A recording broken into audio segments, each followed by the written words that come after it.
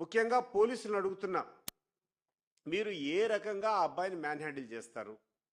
మీకు కొన్ని rules of మీకు మీకు కొన్ని కాండక్ట్ రూల్స్ లేవా?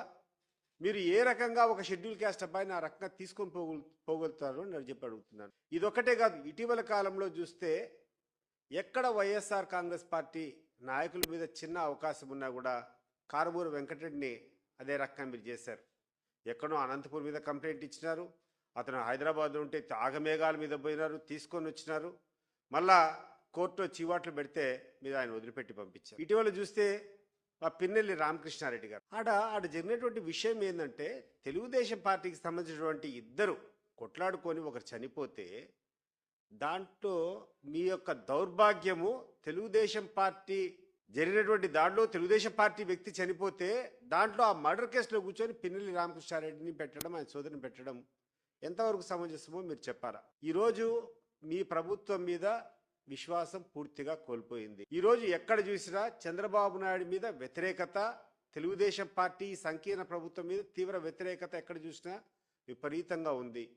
అది నేను చెప్పేటువంటి విషయం కాదు, స్వయంగా చంద్రబాబు నాయుడు గారే మొన్న జరిగినటువంటి కలెక్టర్ల కాన్ఫరెన్స్ సందర్భంగా నేను ఎంత చేసినా కూడా ప్రజల యొక్క ఈ స్టేక్ హోల్డర్స్కు నేను నమ్మకం కల్పించలేకపోతున్నా అని చెప్పి నర్మగర్భంగా ఆయన చేసుకునేటువంటి సర్వేలో వచ్చినటువంటి ఫలితాలు చంద్రబాబు నాయుడు గారు చెప్పారు. ఆ సందర్భంగా చంద్రబాబు నాయుడు గారు కలెక్టర్లు దానికి బాధ్యత వహించాలా అనే రకంగా కూడా మాట్లాడడం జరిగింది.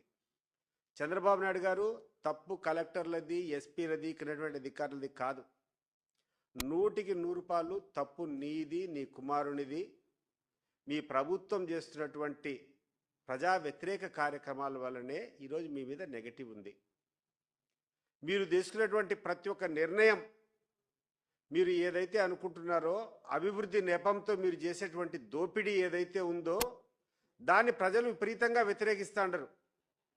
మీరు ఏవైతే హామీలు ఇచ్చారో ఎన్నికల ముందు అవన్నీ నిలబెట్టుకోలేదనేటువంటి విషయం మీద మీ మీద తీవ్రమైనటువంటి వ్యతిరేకత ఉంది. మీ పార్టీ కార్యకర్తలు చేస్తున్నటువంటి దౌర్జన్యాలు, మీ పార్టీ కార్యకర్తలు చేస్తున్నటువంటి దోపిడీలు చూసిన తర్వాత దాని మీద తీవ్ర వ్యతిరేకత ఉంది. దాన్ని మీరు అంగీకరించకుండా కలెక్టర్ మీదనో ఎస్పీ మీదనో కూర్చొని మీరు సరిగ్గా పని చేయడం లేకపోవడం వల్ల మాకు అప్రతిష్ట వచ్చిందో, లేకుండా అంటే మా పార్టీకి మైలేజ్ లేదని చెప్పి మాట్లాడడం విడ్డూరంగా ఉంది. మీరు ఒకసారి అనలైజ్ చేసుకోండి, మీకు అనుభవం ఉంది. మీరు చెప్పింది 100కి 100 వాస్తవం చంద్రబాబు నాయుడు గారు.